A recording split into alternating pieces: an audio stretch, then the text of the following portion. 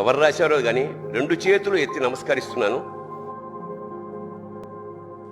అది చాలామంది వాట్సాప్లో వచ్చి ఉంటుంది. రాని వాళ్ళకి ఈ సందర్భం చాలా గొప్పది, నిజంగా హృదయాన్ని ద్రవింపజేసేది, సత్యం కూడాను.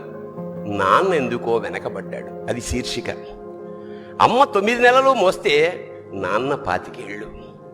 రెండూ సమానమే అయినా నాన్న ఎందుకో వెనకబడ్డాడు. ఇంట్లో జీతం తీసుకోకుండా అమ్మ, తన జీతం అంతా ఇంటికే ఖర్చు పెడుతూ నాన్న, ఇద్దరి శ్రమ సమానమే అయినా అమ్మ కంటే నాన్న ఎందుకో వెనకబడ్డాడు. ఏది కావాలి అంటే అది వడ్డీ పెడుతూ అమ్మ, ఏది కావాలంటే అది కొని పెడుతూ నాన్న, ఇద్దరి ప్రేమ సమానమే అయినా అమ్మకొచ్చిన పేరు ముందు నాన్న ఎందుకో బాగా వెనకబడ్డాడు.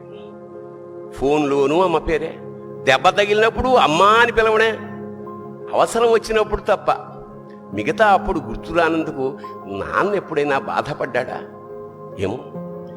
ఇద్దరూ సమానమే అయినా పిల్లల ప్రేమను పొందడంలో తరతరాలుగా నాన్న ఎందుకో వెనకబడ్డాడు. అమ్మకి మాకు బీరువా నిండా రంగురంగుల చీరలు బట్టలు, నాన్న బట్టలకు దండెం కూడా నిండదు. తనని తాను పట్టించుకోవడం రాని నాన్న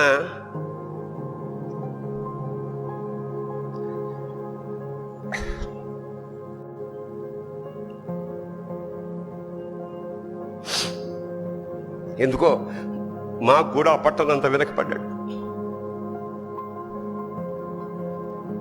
అమ్మకి అన్నో కొన్నో బంగారు నగలు, నాన్నకి బంగారం అంచున్న పట్టు పంచి ఒకటే. కుటుంబం కోసం ఎంత చేసినా తగిన గుర్తింపు తెచ్చుకోవడంలో నాన్నెందుకో పాపం బాగా వెనకబడ్డాడు. పిల్లల ఫీజులు ఖర్చులు ఉన్నాయి. ఎప్పుడప్పుడు ఈసారి పండక్కి చీర కొనొద్దంది అమ్మ.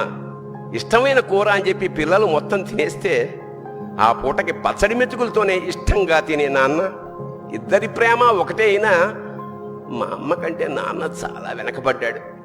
వయసు మళ్ళాక అమ్మ అయితే ఇంట్లోకి పనికొస్తుంది, నాన్న ఎందుకు పనికిరాడని మేము తీర్మానం చేసుకున్నప్పుడు కూడా వెనకబడింది నాన్నే.